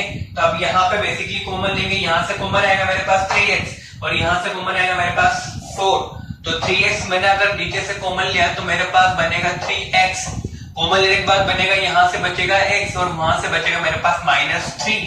अब यहाँ से मुझे x माइनस 3 अगर चाहिए इस फैक्टर से, तो मुझे क्या कॉमन लेना पड़ेगा माइनस 4, तो माइनस 4 मैंने अगर कॉमन लिया तो यहाँ से बनेगा x minus 3 is equal to क्या हो जाएगा 0। अब यहाँ पे x माइनस 3 और ये बनेगा 3x minus 4 is equal to 0, तो या तो x इज इक्वल टू क्या आएगा यहाँ से 3, या तो x इज इक्वल टू कितना होगा 4/3, तो ये दोनों क्या होंगे मेरे पास आंसर, ठीक है। अब देखो यहाँ पे चीज ध्यान देना, या तो क्वेश्चन में वो लिख देने से क्वेश्चन लिखा हुआ है 1 upon x minus 2 2 upon x minus 1 and 6 upon x, या तो यहाँ पे क्वेश्चन में दिया रहेगा कि x is not equal to 2, 1 and 0, या तो क्वेश्चन में दिया रहेगा कि x की वैल्यू मेरी 2, 1 एंड 0 नहीं हो सकती। क्यों? क्योंकि जब मेरे पास x से 2 बनेगा तो 1/0, ठीक है, अनडिफाइंड होता है, क्योंकि कभी भी मैं किसी नंबर को 0 से डिवाइड नहीं कर सकता। ऐसे जब x बनेगा 2/0 भी अनडिफाइंड नंबर रहेगा, ऐसे 6/0, यानी कि कभी मैं 0 से डिवाइड नहीं कर सकता, तो x की वैल्यू मेरी ये नहीं हो सकती। अगर वो देता है तो क्वेश्चन में ठीक है, अगर नहीं देता है वो, तो हमको बेसिकली चेक करना पड़ेगा कि मेरे पास x इन तीनों में से कोई एक आंसर तो नहीं आ रहा है। अगर x मेरे पास इन तीनों में से कोई एक आंसर आ रहा है यहाँ पर सोल्व करने के बाद, तो उसको मुझे यहाँ से रिमूव करना पड़ेगा। जैसे मान लो सोल्व करने के बाद यहाँ पे x की जगह मेरे पास अगर 2 आता, x = 2 मेरे पास अगर आता, तो x = 2 मेरे पास यहाँ इसका सोल्यूशन नहीं होता। क्यों? क्योंकि ये यहाँ पे बनता 1/0 और किसी भी नंबर को मैं 0 से डिवाइड नहीं कर सकता।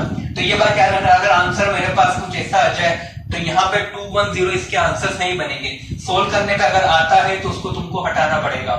बात क्लियर किस तरीके से? ठीक है ना? तो ये बात थोड़ी याद रखना। अगर वो क्वेश्चन में देता है तो ठीक है, अगर नहीं देता है तो खुद से एज्यूम करके चलना है कि x की वैल्यू ये नहीं हो सकती। बात क्लियर है? जैसे सेकंड क्वेश्चन की बात करें, सेकंड क्वेश्चन में लिखा मेरे पास 4/x - 3 = 5/2x + 3। तो अब यहाँ मुझे गिवन नहीं, तो मुझे पहले से एज्यूम करना पड़ेगा कि 4/x यानी कि x मेरा 0 नहीं हो सकता। ऐसे 2x + 3 को मैं 0 पुट करूंगा, x कितना है मेरे पास -3/2, यानी कि x मेरा 0 एंड -3/2 के अलावा जो आंसर मेरे पास सोल्व करने के बाद आएंगे वो भी वैलिड आंसर रहेंगे। अगर सोल्व करने पे 0 एंड -3/2 आंसर आते हैं तो उनको मैं मानूंगा नहीं, उनको मैं नेग्लेक्ट कर दूंगा। बात क्लियर है? तो सेकंड क्वेश्चन इजीली सोल्व कर सकते हो। होमवर्क में सिंपली एलसीएम लेना, क्रॉस मल्टीप्लाई करना, क्वाड्रेटिक बनेगी, आंसर आ जाएगा। अब थर्ड की बात करते हैं। थर्ड लिखा है मेरे पास x² - 2ax + a² - b²। ठीक है, अब यहाँ मेरे पास नंबर्स में तो है ही नहीं, सिंपली वेरिएबल की फॉर्म में गिवन है मुझे a एंड b की फॉर्म में। ठीक है, तो यहाँ पे हम वही कॉन्सेप्ट लगाएंगे जैसे नंबर सिस्टम में लगाते थे, किस तरीके से, वही कॉन्सेप्ट। देखो, तो क्वेश्चन है मेरे पास यहाँ पे थर्ड सी पार्ट की बात करूं, लिखा हुआ है x² - 2ax + a² - b² = 0। ठीक, तो यहाँ पे भी हम वही कॉन्सेप्ट लगाएंगे, क्या, लीडिंग कोएफिशिएंट। अब ये क्या मेरे पास कांस्टेंट टर्म बनेगी पूरी, तो leading coefficient into constant term करेंगे, कितना आएगा a² - b², और यहाँ पे मेरे पास क्या लिखा है 2a, यानी कि सिंपली वही कॉन्सेप्ट लगाएंगे, यानी कि a² - b²। अब नंबर बोल देता हूं, लेट्स सपोज pq, तो दो नंबर्स का मल्टीप्लाई करने पे क्या आना चाहिए मेरे पास a² - b²। मल्टीप्लिकेशन क्या है मेरे पास पॉजिटिव, तो उन दोनों को ऐड करने पर यानी कि p + q करने पे मेरे पास कितना आना चाहिए 2a। वही कॉन्सेप्ट लगाया मैंने, क्या, leading coefficient and constant term को मल्टीप्लाई किया तो मेरे पास आया a² - b², तो मैंने बोल दिया p * q।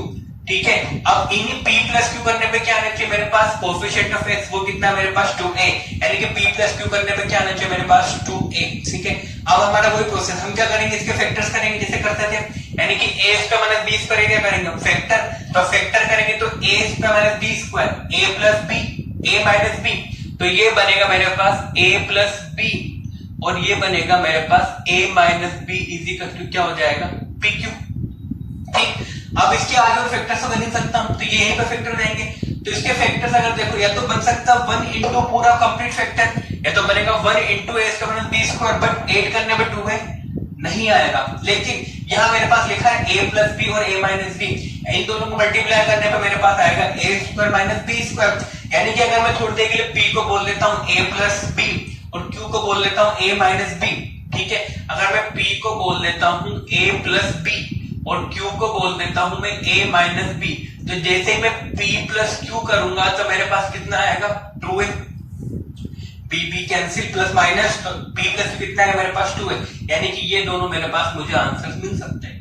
ठीक है, प्रोसेस हमने वही लगाया, सबसे पहले p और q नंबर्स माने, दो नंबर्स को मल्टीप्लाई करने पे आना चाहिए मेरे पास a² - b² और ऐड करने पे क्या आना चाहिए 2a, तो इसके फैक्टर्स किए, तो एक बार p को अगर मैं a + b बोलूं, उसको a - b बोलूं, तो ऐड करने पे कितना आ रहा है मेरे पास 2a, क्योंकि प्लस - b तो क्या हो जाएगा कैंसिल, तो p + q कितना आना चाहिए 2a, तो यानी कि मुझे नंबर्स मिल गए। ठीक है, तो यहाँ पे वही रहेगा, यानी कि मेरे पास p कितना बन जाएगा a + b और q कितना हो जाएगा मेरे पास a - b, यानी कि इस 2a को क्या लिखूंगा मैं a + b plus of a - b। ठीक है, तो वही आगे इसी प्रोसेस को फॉलो करते हैं। तो ये बनेगा मेरे पास एक्स स्क्वायर माइनस 2a को लिखना है मुझे a plus b plus a minus b into x, ठीक है, और इस a square minus b square लिख देता हूं मैं a plus b into a minus b is equal to क्या किया मैंने मुझे 0। ठीक, अब x को मल्टीप्लाई करता हूं तो बनेगा मेरे पास एक्स स्क्वायर माइनस हो जाएगा ये a plus b into x, ठीक है, प्लस माइनस हो जाएगा मेरे पास minus a minus b into x और प्लस ये बनेगा मेरे पास a plus b into a minus b is equal to 0। अब क्या नेक्स्ट स्टेप कॉमन, तो यहां से मेरे पास कॉमन क्या आएगा इसमें से केवल x, तो यहां से मैंने x कॉमन निकाला तो यहां से बचेगा x और ये हो जाएगा मेरे पास x minus a plus b, ठीक है। अब इसमें से मुझे कॉमन इस तरीके से लेना है कि मेरा ये फैक्टर एज इट इज यहाँ पर है क्या बने x minus a plus b, यानी कि यहां से अगर मैं कॉमन ले लूं a माइनस बी वो भी माइनस में, क्योंकि मेरा पास यहाँ क्या है प्लस में, तो यहाँ मैंने माइनस में कॉमन लिया a माइनस बी, तो कॉमन लेने से यहां से बचेगा सिंपली x और यहां से हो जाएगा मेरे पास माइनस कॉमन लिया तो यहाँ पर क्या हो जाएगा मेरे पास plus a minus b common लेने से बनेगा minus of a plus b, bracket close is equal to 0। अब ये जो फैक्टर है मेरे पास पूरे से कॉमन आएगा x माइनस एंड ये x माइनस, ठीक है, तो ये पूरे से कॉमन लेते हैं तो यहां से मेरे पास पूरे से कॉमन लेने बनेगा x minus a plus b और ब्रैकेट यहां से बचेगा मेरे पास x और यहां से हो जाएगा minus of a minus b is equal to 0। तो सिंपली मेरे पास दो आंसर आएंगे, ठीक है, या तो ये 0 बनेगा या फिर ये 0 बनेगा। इसको जब 0 पुट करूंगा तो x minus a plus b is equal to 0, तो x इज इक्वल टू कितना बना a प्लस बी, जब इसको पुट करूंगा तो x इज इक्वल टू कितना बनेगा a माइनस बी, यानी कि दोनों क्या है मेरे पास आंसर, यानी कि x is equal to a plus b and या x is equal to a minus b is my answer, ठीक है। प्रोसेस मैंने वही फॉलो किया जो सिखाया था, सिंपली लीडिंग कोएफिशिएंट कोएफिशिएंट को मल्टीप्लाई किया तो वो बना मेरे पास a square minus b square is equal to pq लिखा और p प्लस q करने पे क्या आना चाहिए मेरे पास 2a, तो वही इसके फैक्टर्स किए, इन फैक्टर्स को यहाँ कंपेयर करके थोड़ा इस तरीके से पूरे को सोल्व किया। क्लियर है। ऐसे मेरे पास डी पार्ट है, डी पार्ट में लिखा 4x square minus 4x plus a square minus b square, simply इसको हल्का सा चेंज किया होगा, ठीक है, तो सिंपली यहाँ पे 4 एंड 4 आ गया, तो इसको किससे के सोल्व करेंगे, इसको इसी क्वेश्चन को हल्का सा स्लाइटली चेंज किया हो। देखो डी पार्ट की बात करते हैं next.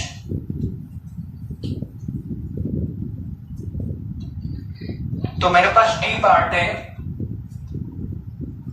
4x square minus 4ax plus a square minus b square is equal to 0।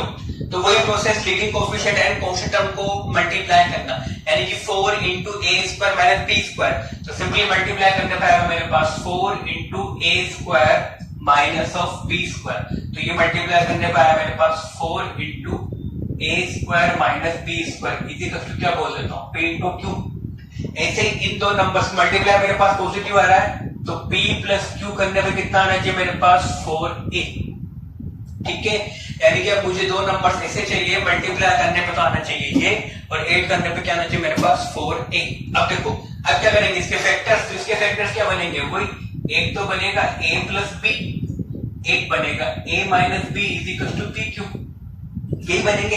अब थोड़ा फैक्टर को तोड़ते हैं, अगर मैं एक फैक्टर ये बोल देता हूं और दूसरा बोल देता हूं ये, ठीक है, यानी कि 4a plus b into a minus b तो बन जाएगा 4a square minus b square, पर इन दोनों को ऐड करने पे 4a आ रहा है क्या देखते हैं, तो 4 into a plus b plus a minus b, तो ये बनेगा 4a प्लस a कितना हो जाएगा 5a, तो यहाँ पे मेरे पास बनेगा 5 4b माइनस b कितना है प्लस 3b, तो ये तो मेरे पास आ ही नहीं रहा है 4a, यानी कि ये दोनों फैक्टर्स में नहीं मान सकता, ठीक है, ये दोनों नहीं मान सकता और कुछ और मानते हैं। अगर ये दोनों नहीं है तो अगर 4 को मैं इसको दे दूं दूसरा वाले फैक्टर्स को, 4 को अगर मैं इस वाले को दे दूं तो जब भी देखता आता ही नहीं आता, जैसे 4 को मैंने मल्टीप्लाई 4 को एक बार मैं इसके साथ कंपेयर कर दूं और इसको अलग कर दूं तो ये बनेगा 4a minus b plus a plus b, तो तब भी मेरे पास 4 है नहीं आने वाला, ठीक है, तो यहां से नहीं मिला। अब यानी कि अब क्या करेंगे इसके और फैक्टर्स करते हैं, बोल सकते हैं किससे 4 को मैंने लिखा 2 into 1 2 into 2, ठीक है 4 को लिखा मैंने 2 into 2, तो ये मैंने एक 2 तो क्या किया a प्लस b के साथ रख दिया और एक जो 2 था मेरा वो मैंने यहाँ पे रख दिया a माइनस b के पास।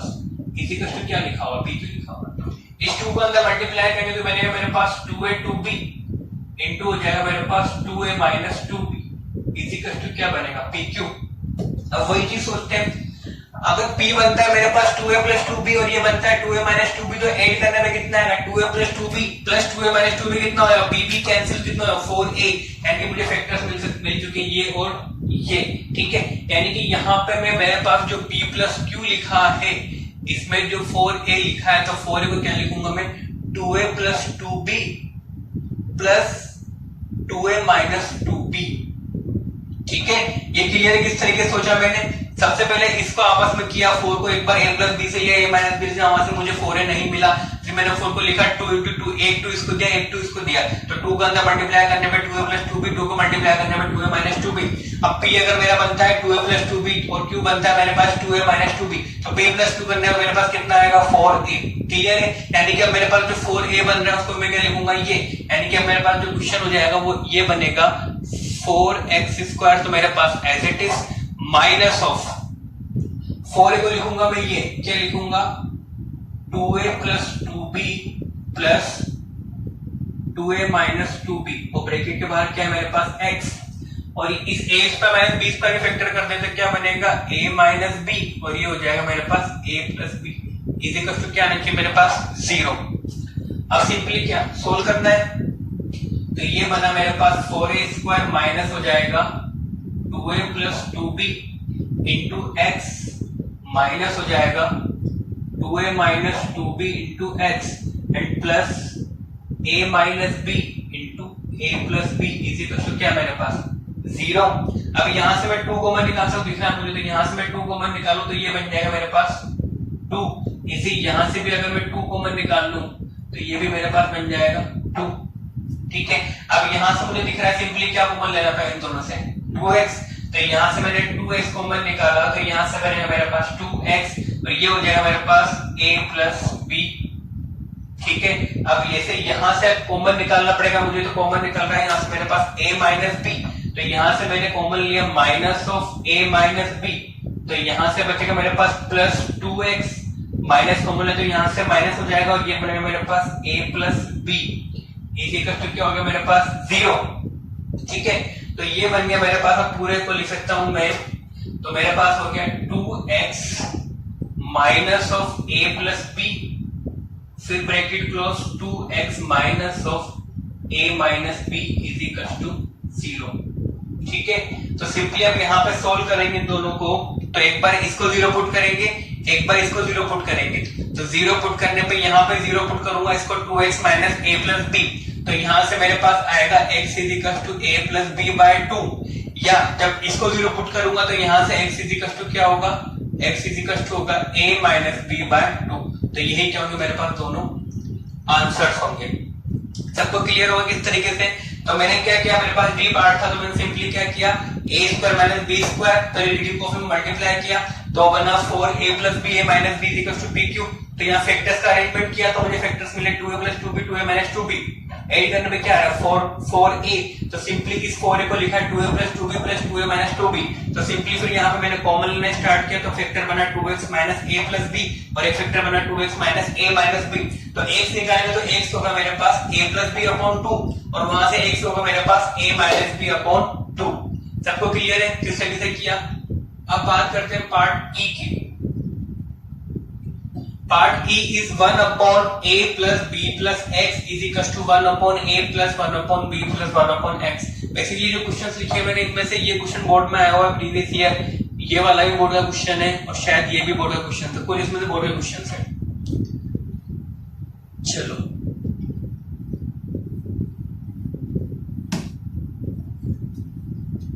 अब बात करते हैं पार्ट ई, किस तरीके से इसको सोल्व करना है।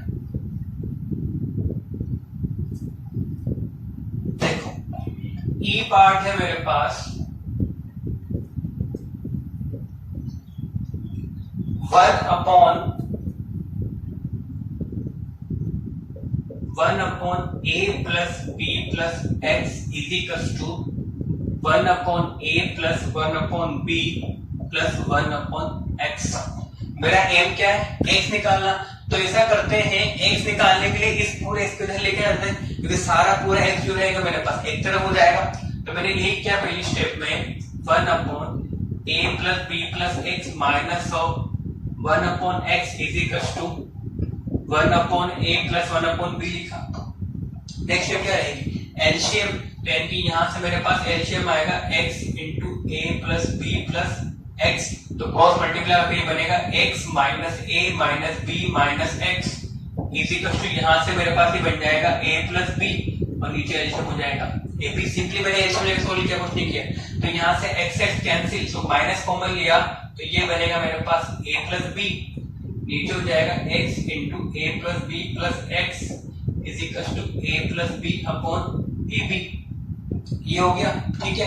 अब अगर क्रॉस मल्टीप्लाई कर देंगे तो मुझे सिंपली दिख रहा है कि यहां से मैं ए बी को कैंसिल कर सकता हूं, तो ये ए प्लस बी कैंसिल हो जाएगा क्रॉस मल्टीप्लाई करने पे। तो ये ए प्लस बी मेरे पास कैंसिल हो गया, तो क्रॉस मल्टीप्लाई करूंगा तो माइनस इंटू ए बी कितना बनेगा, minus a b is equal to ये बनेगा मेरे पास a x plus b x plus x square. हुआ इतना, यानी कि सिंपली मेरे पास जो इक्वेशन बनी ये बनी। तो सिंपली मेरे पास ये बना x square plus a x plus b x plus a b हुआ। अब से वो सिंपली क्वेश्चन दिख रहा है, दो नंबर्स मल्टीप्लाई करने पे ए बी आना चाहिए, यहां से एस कॉमन निकलूं तो क्या दिख रहा है, ए प्लस बी। यानी कि सिंपली नंबर क्या दिख रहा है, ए प्लस बी। तो यहां से एस कॉमन निकालो, यहां से बी कॉमन निकालो। तो यहां से मैं एक्स कॉमन लूंगा तो क्या बनेगा, यहां से एक्स प्लस ए, और यहां से अगर मैं बी कॉमन लूंगा तो यहां से भी क्या बनेगा, एक्स प्लस ए। तो पूरे से मेरे पास कॉमन आएगा एक्स प्लस ए, और ये हो जाएगा मेरे पास x plus b is equal to क्या आएगा, 0। ठीक है, तो यहां से या तो बनेगा x is equal to minus a, या फिर बनेगा x is equal to minus b. Clear है सबको किस तरीके से ये होगा, x is equal to minus और x is equal to minus b. Simply क्या किया मैंने, देखो ये क्वेश्चन था, मुझे x निकालना था, तो मैंने x वाले टर्म को इधर लेके आया। अगर नहीं लाते हो फिर भी सोल्व करते तो इक्वेशन अल्टीमेटली यही बनती है, चाहे ट्राई करके देख लेना।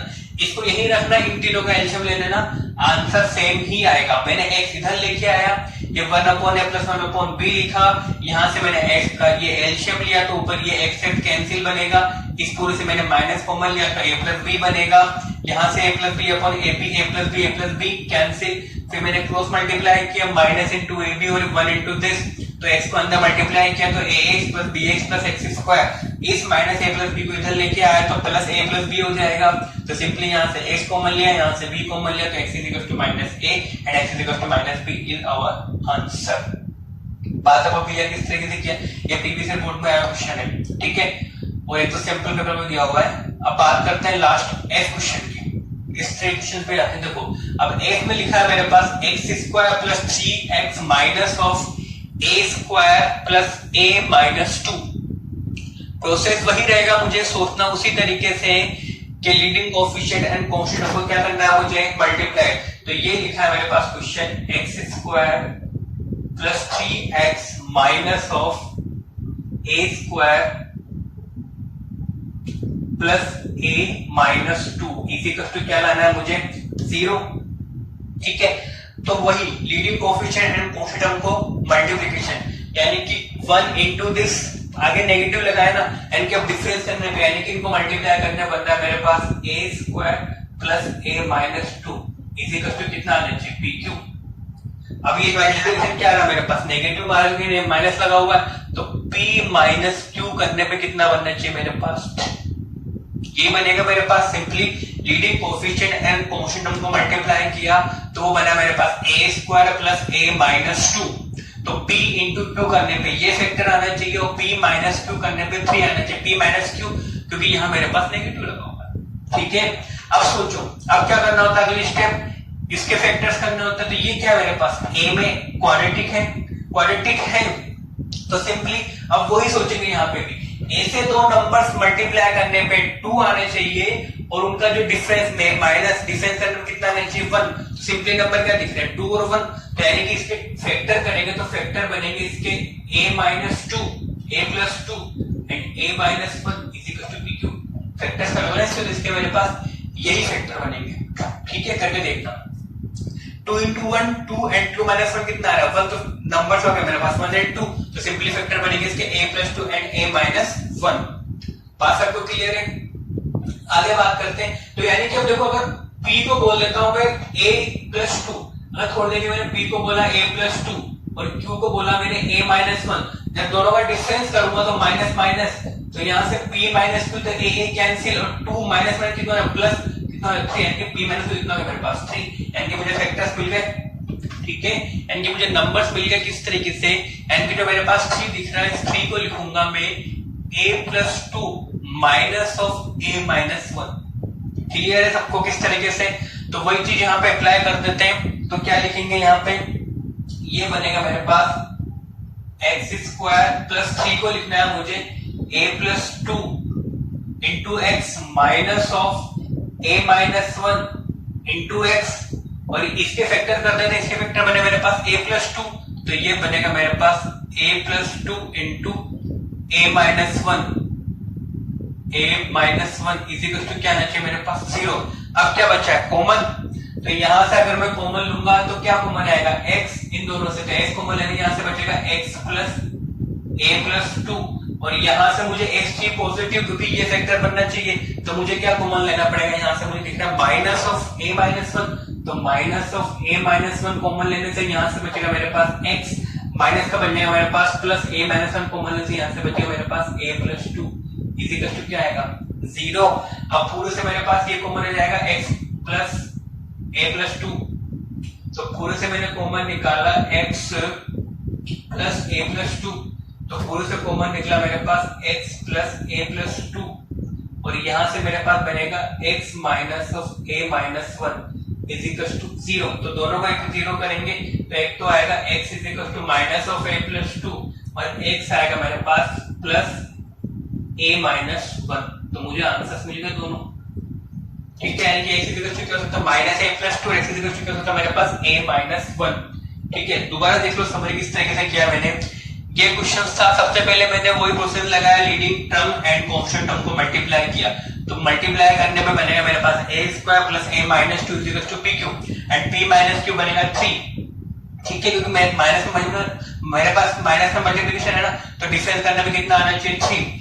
अब मैंने की इसके factor a plus 2 a minus 1, तो बना मेरे पास pq, यानी कि p अगर मैं a माइनस 2 बोलता हूँ, q बोलता हूँ a माइनस 1, तो डिफरेंस करने में क्या बन जाएगा? a कैंसिल, ये कितना हो जाएगा मेरे पास? 3, 2 प्लस 1 कितना हो जाएगा? 3।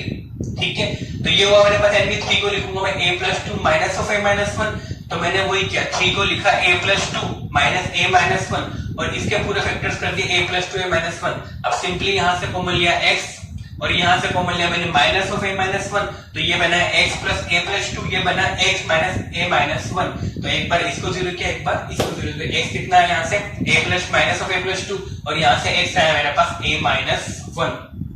ठीक है, तो मैं क्या सबको क्लियर होगा? ये शायद क्वेश्चन बोर्ड का है, दो क्वेश्चन बोर्ड के बीबीसी बोर्ड में आए हुए हैं। ठीक है, तो इस तरीके से हमको फैक्टराइजेशन क्वेश्चन को करना होता है। ठीक, तो ये सब करने के बाद मेरे ख्याल से तुम 4.1 तो कर ही सकते हो, 4.1 कर सकते हो एंड 4.2 भी कर सकते हो यूजिंग द फैक्टराइजेशन। तो ये तुम्हारा होमवर्क है, सबको 4.1 एंड 4.2 सबको ट्राई करनी है। ठीक है, बाकी खुद से ट्राई करना, किस तरीके से मैंने प्रोसेस सिखाया है, आराम से एक क्वेश्चन को ट्राई करना। धीरे धीरे प्रैक्टिस करोगे ना क्वेश्चंस की, 10, 20, 30, 40, 50 क्वेश्चन की फैक्टराइजेशन प्रैक्टिस करोगे तो डायरेक्टली जैसे मैंने इसको लिख दिया ना, तुमको भी अपना अंदर से क्लिक करने लग जाएगा कि डायरेक्टली मैं क्वाड्रेटिक के फैक्टर्स किस तरीके से लिख सकता हूँ। प्रैक्टिस करोगे अपना तो तुमको अपना अंदर से लग जाएगा कि 2 और 1 फैक्टर बन जाएंगे, फैक्टर्स होंगे प्लस 2 या माइनस 2, यहाँ पर या तो प्लस 2 या माइनस 2 है तो सिर्फ फैक्टर्स आराम से मल्टीप्लाई करके बन जाते हैं। ठीक है, प्रैक्टिस करोगे तो डायरेक्टली इस तरीके से लिख पाओगे, पर उसके लिए प्रैक्टिस करनी पड़ेगी। ठीक है, क्वेश्चन दूंगा प्रैक्टिस के लिए मैं। ठीक है, तो आज का लेक्चर हम यही खत्म करते हैं, बाकी नेक्स्ट बात करेंगे कंप्लीटिंग द स्क्वायर से हम किस तरीके से क्वाड्रेटिक इक्वेशन के रूट्स निकालते हैं। ठीक है, नो डाउट तुम्हारा सिलेबस में नहीं है, वो बोर्ड में आने वाला भी नहीं है, लेकिन वो काम आता है बहुत सारी जगह, इसलिए उस चीज को मैं सिखाऊंगा। ठीक है, तो लेक्चर यही खत्म करते हैं, बाकी नेक्स्ट टॉपिक की बात करते हैं।